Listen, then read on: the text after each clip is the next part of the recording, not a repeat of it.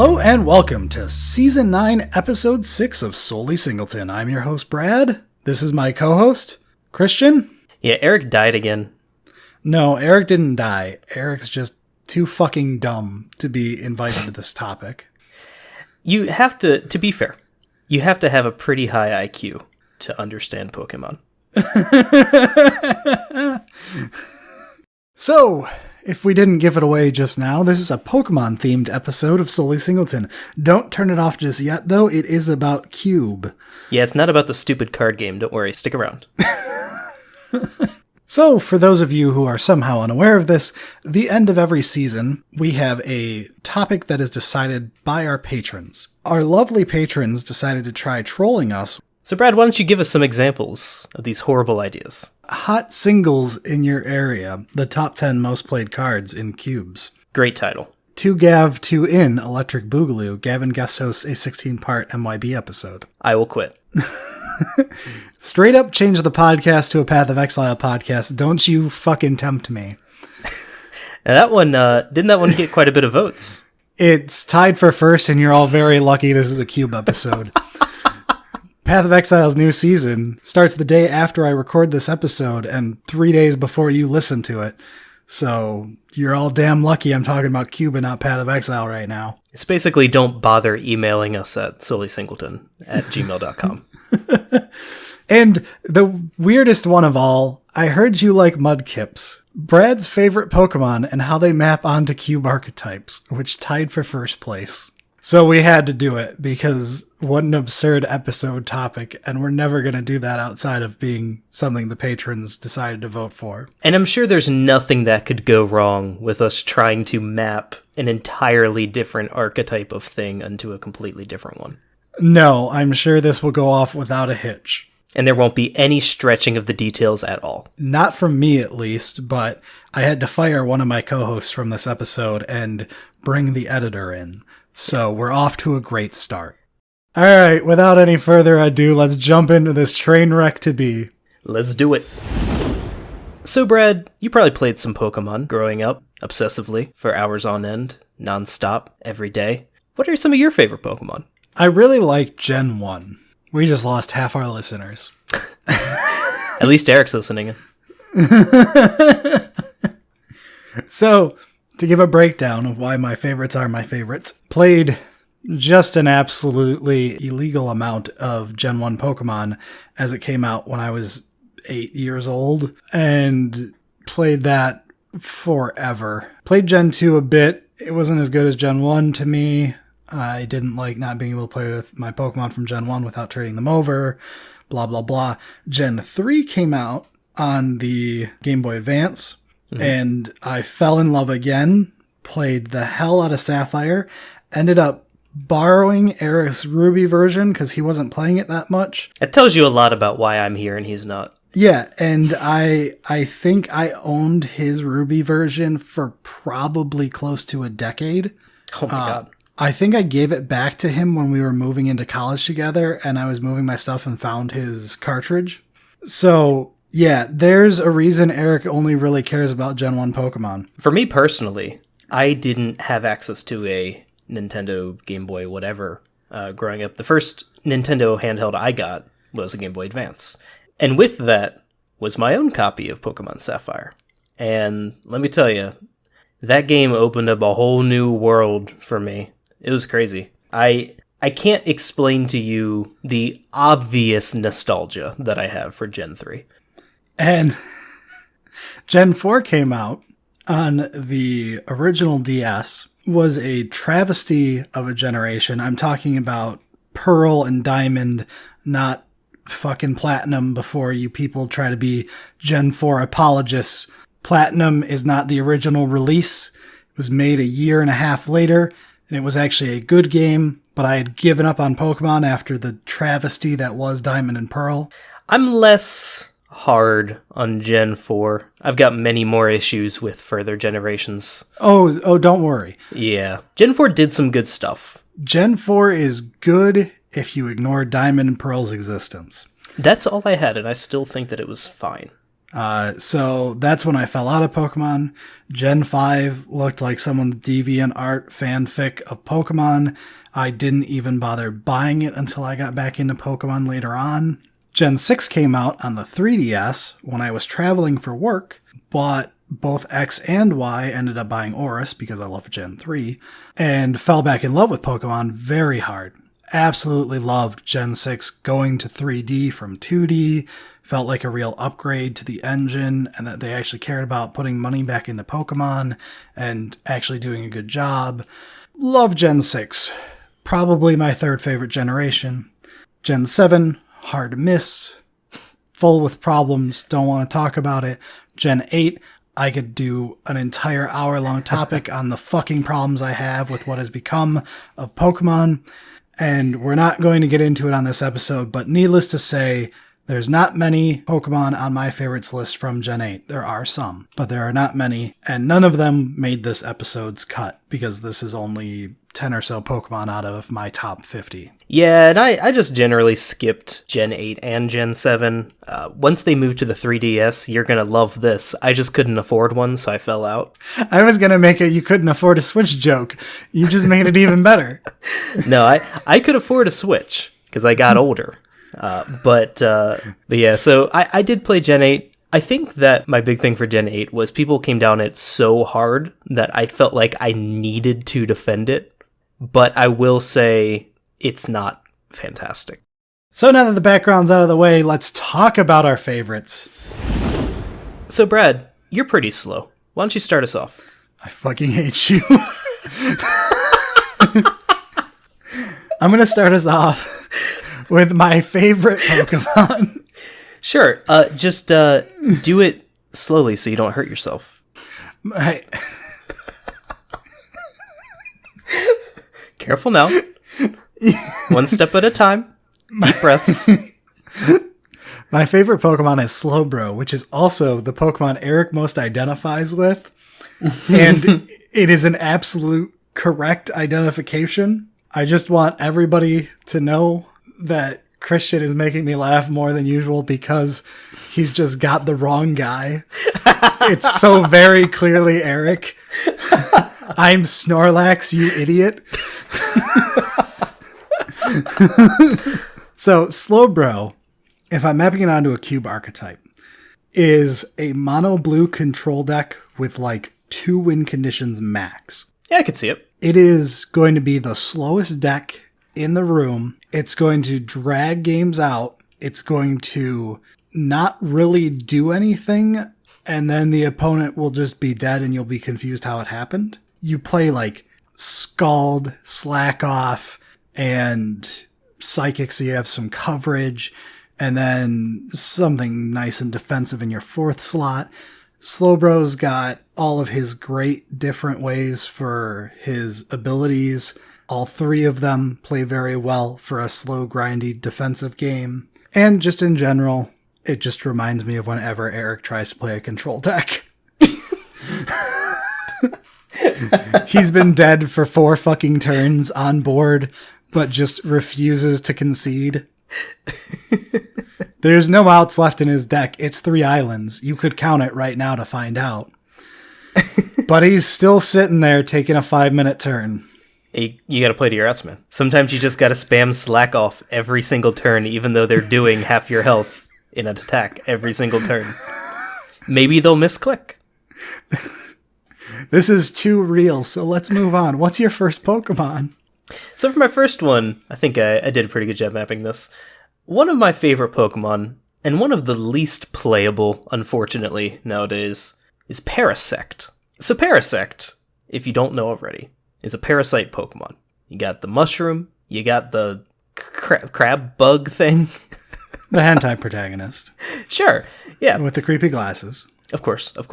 Parasect is a sweet Pokemon. What I've decided to map Parasect to is, believe it or not, aristocrats. Oh, yeah. I get you. Mm-hmm. So when I think of aristocrats as an archetype, it's generally you're sacrificing your own kind to gain a benefit, right? And that is kind of the embodiment of a parasitic relationship between 2 things. And obviously Parasect is that. Aristocrat winning strategies are usually you're draining your opponent out with Blood Artist and Blood Artist effects. Well, guess what learns all kinds of draining moves? That's Parasect, baby. Got your Leech Life, your Giga Drain. So generally speaking, while Parasect is not a very good Pokemon due to its typing and the low stats it has, it's very cool looking, and Aristocrats are just one of my favorite archetypes. That's very fair. You could even argue like Spore in the game, which is common on Parasect builds, would be the equivalent of keeping your opponent without hand or low on land, stuff like that. Yeah, that's another thing. I was actually going to say, so Parasect is one of the few Pokemon that can learn Spore, which is one of its only saving graces. And Spore is a move that's guaranteed to put your opponent's Pokemon to sleep. I think it actually maps pretty well because it's effectively like what it is when a new card comes out and people say, is this in the Aristocrats deck? And you fall asleep. Let's move on to my next Pokemon. So I'm going to start off with my favorite starter here. Eevee. I will stab you. It's going to be Blastoise. My boy Blastoise, the OG gangster. People who like Venusaur, you get my respect. You're fine. Thank you. People who like Charizard, you just don't deserve any sort of respect whatsoever. You're part of the problem. So with Blastoise, you're getting upheavaled. I don't know what your secondary color is going to be. I don't know if you're playing it in a rock-based ramp deck, if you're playing some kind of elf-based deck, whatever. But you're getting upheavaled. Those water cannons are going to hydro pump those cards right off the board. It's going to be a fresh, clean slate when he is done washing that board clean. Very nice. And then you get to play all your rocks again. It's a simple premise, but I'm sticking with it. You know, sometimes simple isn't bad. Like my next one, which is Dragonite. He does nothing for 55 levels, then he goes the fuck off on you. So he's a ramp deck, or a full-on combo deck like Storm or something like that. Yeah, Dragonite, this is going off the beaten path a little bit here, but Dragonite was always a Pokemon that really disappointed me growing up, because Dragonair is a fucking sweet-looking design. And then, like, it just becomes a big orange dinosaur. How fucking dare you insult Dragonite? I'm gonna be that guy. Dragonair they should be different Pokemon. They're just not the same. I will give you that, but how fucking dare you insult my favorite dopey dragon? I do like your comparison, though. I think that works out well. Ramp is one where you kind of assume that it's got to be a grass type, I think. But the reality is, ramp decks and grass types in Pokemon, they generally play differently. Yes. And it's more of a meta level decision, like Dragonite's a big beater more than anything, but I just like the idea that Dragonite is that thing that you have to babysit and then you get the payoff at the end. Dragonite's definitely the kind of Pokemon you're going to have to ramp in. All right, what's your next one? So why don't I do one of my pretty simple ones, since that's what you've been doing here? I've been known to dabble a little bit in certain tribal strategies in my cube. I think one of the biggest ones that people know me for is my spider tribal thing that I've tried to push and failed a little bit. Nonetheless, spiders. What better to represent a spider deck than a spider? And for that I've chosen the best spider, Galvantula. Now, Galvantula's a spider. That's about it. And listen, Galvantula is a cool Pokemon, alright? And I can make it work a little bit here. It's Electric Bug, it's a cool pairing. Spiders, cool. But Electric type means that Galvantula is one of the few bug types that actually can deal with Flying type. And what are spiders good at in Magic? Hey! They deal with flyers, right? Hey! Additionally, the Pokemon itself, fairly weak and rarely used, just like the spider archetype. So, I can bullshit too. I don't care if anyone likes this episode. I am greatly enjoying recording this episode. I had some fun with this one. We didn't share each other our plans of attack here. So I get to give honest reactions to these jokes. My next one, once again, is Gen 1. We're going to take a break from Gen 1 after this, I promise. It's Snorlax, the Pokemon I most identify with because I'm a fat fuck who sleeps all day.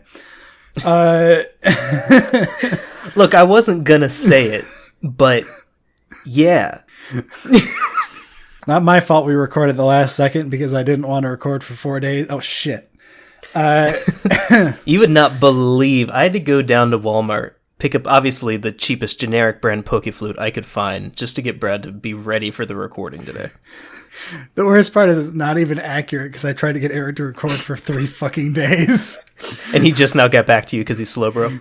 Yes. Which just works on so many levels of frustration in our relationship. So with Snorlax, I think Snorlax looks like a casual life gain deck.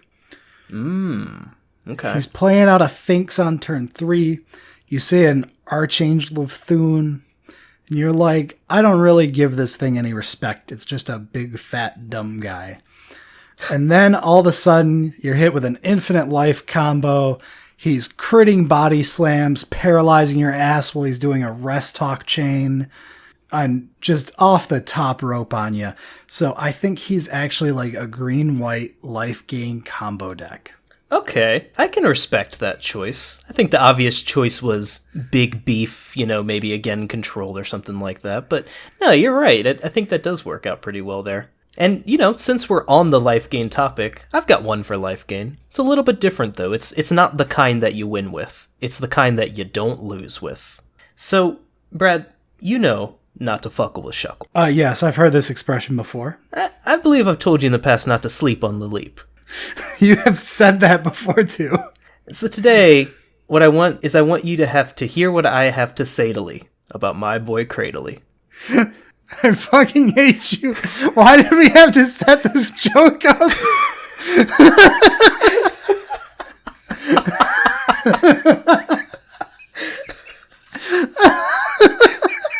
I can't wait until they make a Cradily, like they actually make another evolution for it. And so in the future, I get to make like a 4th tier joke. Oh my god. So tell me all about Cradily. Apart from the life gain deck that you just spoke about, generally life gain decks are known as do-nothing decks that can't win. Let me tell you something. 10-year-old me had one hell of a time dealing with Champion Steven and his goddamn Cradily my first time getting to him. And so ever since then, it's just been one of my favorite Pokemon. So Cradily, it's all about that sustain. They can't get rid of you because you got your Suction Cups ability. And they can't get past your life gain because you got Ingrain, you got Leech Seed, you got Giga Drain. Your boy's holding leftovers. And sure, you could do things like teach it Toxic or give it Stealth Rock so that it's actually giving you something to work towards. But why would you do that? Because you can just, that's not how life gain decks play, right? Ideally, you want to have no idea how you're going to win, but know that you can't die. Yeah, okay, you got me. That Pokemon I have as much respect for as a life gain deck. Watsy, print playable Cradily cards. Alright, so let's talk about the opposite end of the spectrum. Fuck life gain.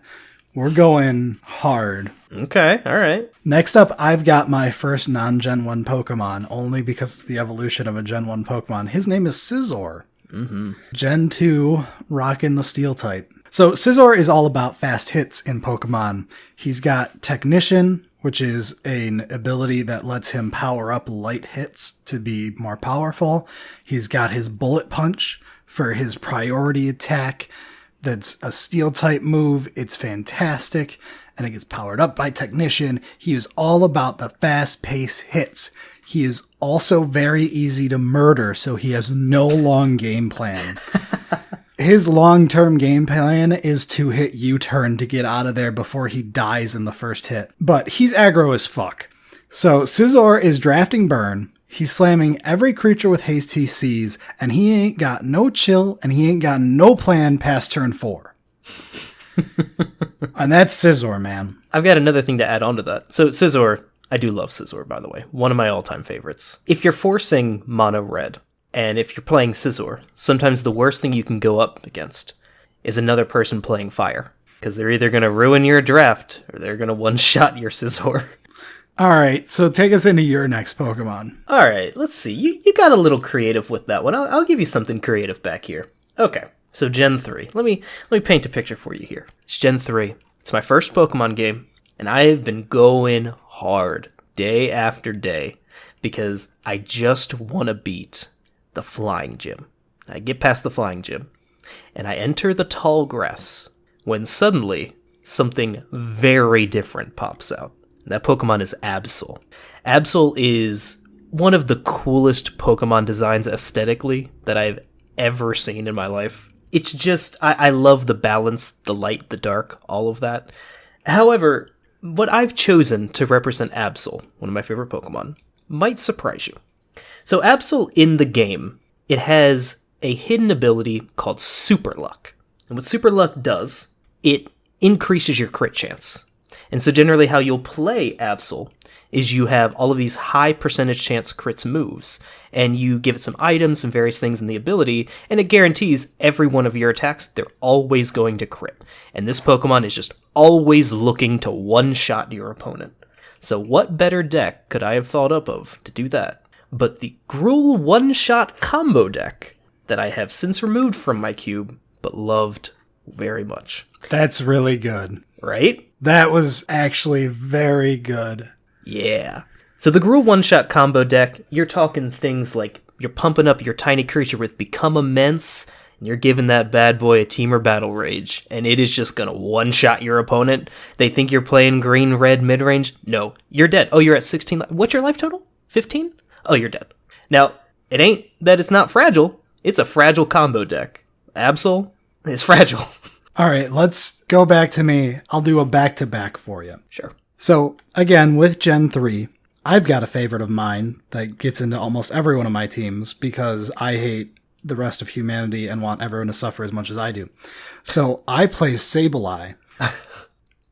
If you've never had someone do Trickster Swag play on you, let me tell you, it is the most obnoxious way to die in Pokemon. Much like one of my all-time favorite decks to draft, no matter how bad it can be, which is your Epoxy Stacks decks. So, Sableye's not great in combat. Sableye has pretty trash stats as a baseline. I'm going to ignore Mega Sableye for this. Magic Bounce is great, though. Sableye seems like garbage on the surface, but it can enfeeble you down to garbage yourself. It can do things like have a set where it has Will-O-the-Wisp, burning you, which lowers your attack, deals damage to you over time, and then it can just outlast you and have you slowly die that way. It can do things like the swag play stuff so that you kill yourself while it watches. It's just a lovely Pokemon through and through. It just reminds me very much of like a discard-heavy Pox or Stax deck. And it's not going to get the job done fast, but it will ensure that your opponent hates you while they die. I like it. So moving on, I've got another one here, which is my Gen 6 entry for this, which is Greninja.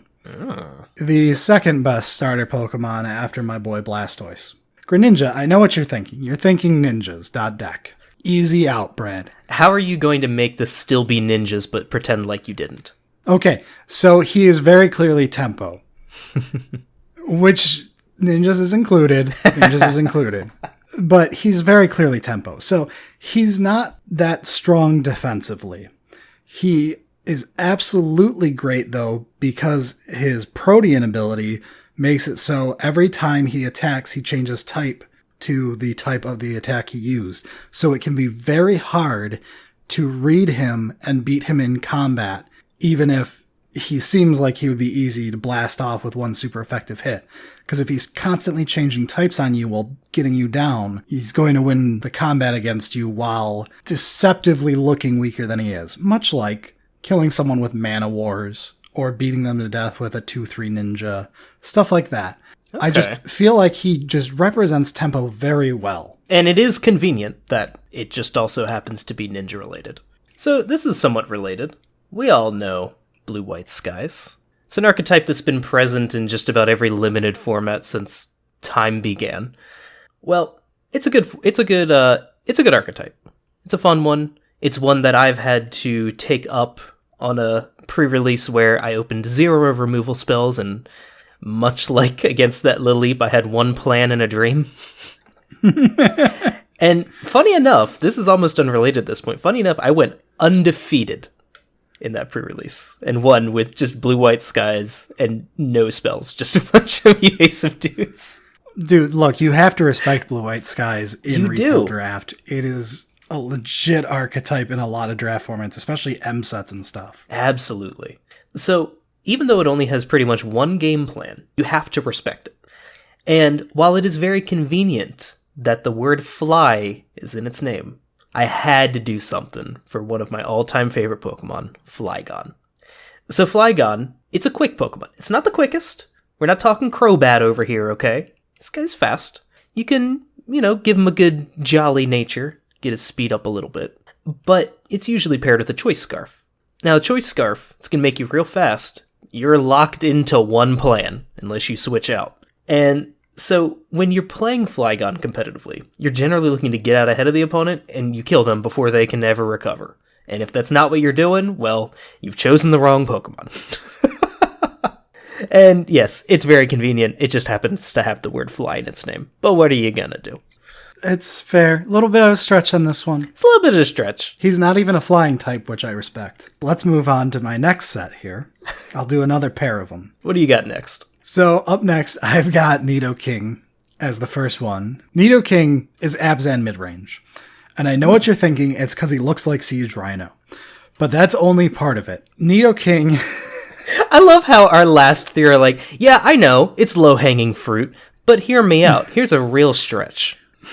So, the fact that he has a horn just is extra icing on the cake here.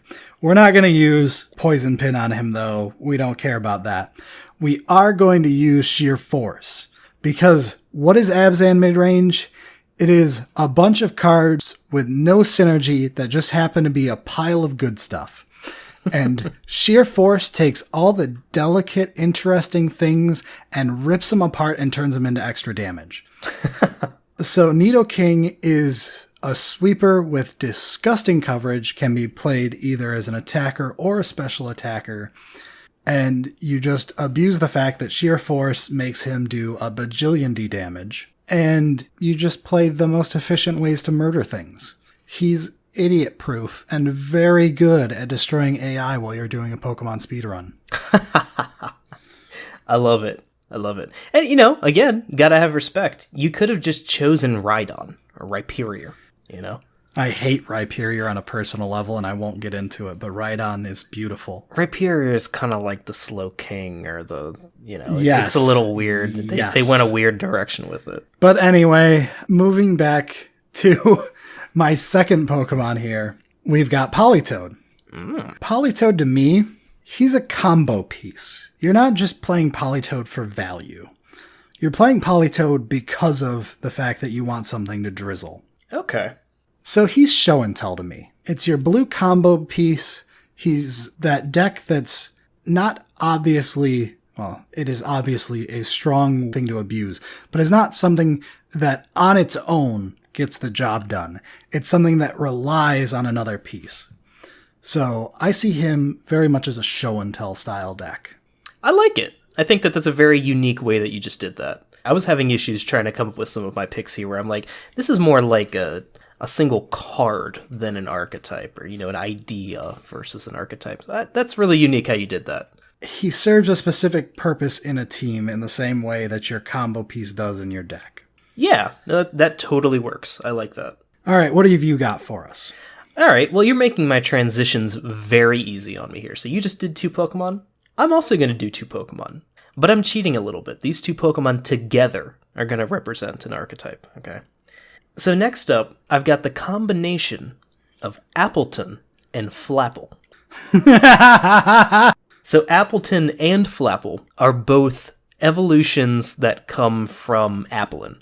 And you only get one, and it depends on what apple you feed it or something like that. And the way they work, it's probably exactly like you'd expect. One of them, it's just a big lumbering pie. And the other one, it's a tiny, speedy little flying apple peel. Okay? They are adorable, and they are my sons. Now, here's the thing. I think that these 2 together represent a classic, just green-white mid-range deck. Okay? So, Really? yes. I think that having the choice between the 2 of them It's representative of when you're playing a mid-range deck, and you get the choice of, are you going to be the tanky defensive deck, or are you the quick aggressive deck? You see? So you've got... Are you the beatdown? Exactly. You've got Flapple. Flapple is when you decide, I'm the beatdown. All right, Flapple has the hustle ability, but see, the thing is, hustle, it makes you more powerful, but your accuracy goes down. And it's like playing a mid-range deck as an aggressive deck. You're not wholly set up to be. You're not mono red, so you can be aggressive, but it's not always going to work. Appletun can have the thick fat ability. You've got recover and leech seed. Okay, it's going to be a lot like playing that same green-white deck against your burn deck, your sly deck, where you're looking to just sustain. You still got some heavy hits that you can put out, but you're going to play differently with that deck depending on what you're going up against. And that's what I thought choosing Appletun or Flapple was like. Okay, so for my next two, I'm going to wrap it up here with a pair of Pokemon. I have a lot of evolutions on this list, but I'm only going to shout out one who I think exemplifies this archetype. Sylveon. No, Jolteon. And I want you, because I haven't told you this, to guess which deck I think Jolteon represents. Okay, let me think on this for a second. So Jolteon, obviously very speedy. I don't know if Jolteon's more of a scout than anything else. You got your U-turn and stuff like that. What would that be in Cube? I've got it. Jolteon is when you draft 2 different decks, and you always start game 1 with the bad one, and then you sideboard into your good deck after you know what your opponent's doing. No, but that's clever. That's the best you're gonna get. What is it actually? I have Jolteon as Sneak Attack. Okay, alright. So, Jolteon's other thing, apart from being a scout, is being part of a baton pass team. Oh, yeah. And to me, that screams the only equivalent to Sneak Attack you could get in a Pokemon equivalency. So, Jolteon is going to buff up, get buffed up by the Pokemon before it, what have you, and then baton pass into whatever you're actually going to kill your opponent with. Which feels a lot to me like playing Sneak Attack, where the Sneak Attack is being used as a tool to get Griselbrand into play to beat them to death with, or to get your combo piece into play to kill them instantly with, what have you. Sneak Attack is there as a setup. Mm-hmm. Absolutely. That's cool. I almost put a baton passer on my list as well, but I couldn't think of what to actually map it to. So that works out. I like that. For my last one, I'm going to go with a Gen 3 Pokemon rather than bore you with a bunch more Gen 1 Pokemon, which is Gardevoir. So I've got Gardevoir as blue-white tap-out control. This is a control deck that doesn't care so much about countering spells as it does about winning through walkers and removal, play a guy as a threat like Baneslayer, what have you. Gardevoir as a Pokemon is strong offensively, but because of its new Gen 6 typing of being a Psychic Fairy, is also incredibly strong defensively. It's just really good at controlling the flow of the game in Pokemon, which really reminds me of how blue-white tap-out control decks tend to feel when you're playing with your Elspeth and Jace and kill them with your random 5-drop who's got some value on it, stuff like that. I don't have too much on Gardevoir other than that. I just think that feeling is right with how blue-white tap-out tends to work. Yeah, it's like you're definitely throwing out some heavy punches, right? Gardevoir's got some strong stats. But you're not necessarily looking to just sweep, right? This isn't your Scizor. This is a completely different type. This is a Pokemon that it can deal some heavy hits, but it can take a beating. Yeah, so that's just the last one on my list here that's actually worth going into detail over, I think. So what have you got for us to finish it off here, Christian? Okay, so this last one, it's going to be the only one on the list that I really learned about today, or rather looked into in more detail today. So this is I believe a Gen 7 Pokemon, and I mentioned earlier I didn't play Gen 7. And so I had to pick something that could represent one of my all-time favorite archetypes. And because of the way the archetype plays, it's a little difficult to map it to a Pokemon because Pokemon and Magic, they just play differently, frankly. I love your value grave decks. Your Golgari, you're playing a million regrowths and grave diggers. Maybe you've got Death Denied out there. They're really, really fun, kind of attrition-y based. I'm going to keep self-milling my stuff and bring stuff back from the grave over and over again kind of strategy. Okay, so to begin with, I knew I wanted something that kind of gave that green-black kind of vibe, so I wanted a grass ghost type. I went with Dhelmise. So Dhelmise is a Pokemon, it's one of the few Pokemon that can learn Phantom Force. The move Phantom Force, in the first move, you leave sight, okay, you can't be hit, but then you come back the next turn to hit through like any moves that have Protect and stuff like that. It deals some damage. I kind of feel like that is sort of the same thing. Creatures can go to the grave, you might think you're done with them, but then they come back and they just hit you again. It can regenerate itself really well with Synthesis, okay? It's kind of like regrowth effects, right? Mm-hmm. Okay.